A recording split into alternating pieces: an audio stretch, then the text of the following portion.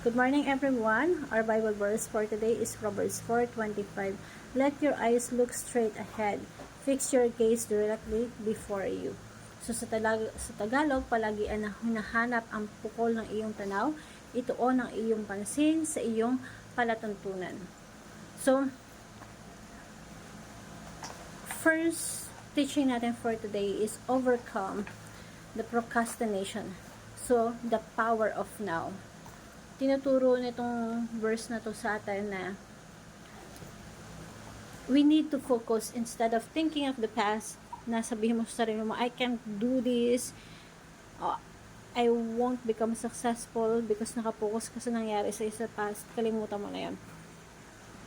Huwag kang tumingin sa past.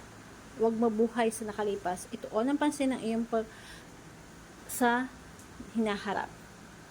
Overcome procrastination. Meron kang dapat gawin pero pinagmamamaya mo pa. One of the reasons why we can enjoy the quality of life because of procrastinate. Asahan mo, meron kang isa-sacrifice na part ng buhay mo when you procrastinate. Example, you are a student. Dahil nag-procrastinate ka, you destroy the quality of life na dapat na-enjoy mo. Process the power of now. Do it now. Everything will fall into place when you do it now. When we procrastinate, you destroy the quality of life. You destroy the balance of life. If you need to do it now, do it right now. Second is distractions. Kadalasan, ang mga distraction natin is like social media. It's like a doom scrolling. Once you start to scroll, it's non-stop. When nasimulan mo na, wala na, distracted ka na. So, let's turn off the digital distraction sa buhay natin. So, let's focus on the power of focus. Accomplish tasks when you focus. Avoid all distractions. Para kang kandila na nauubos when you are helpless. Ito yung when you feel burnt out. So, you have the power of resilience. You are able to recover kahit anong bagsak sa'yo ng mga challenges, malalagpasan mo. Once you experience burnout, you need help. You seek help. Hindi masamang humingi ng tulong. Tulong na ma-process yung mga na-experience mo. Ito ang pinakamahirap. Yung pakiramdam na helpless ka at wala kang motivation.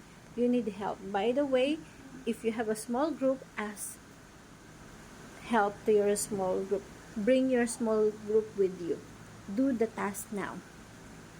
And yung application po, magandang ma-apply natin sa buhay natin is yung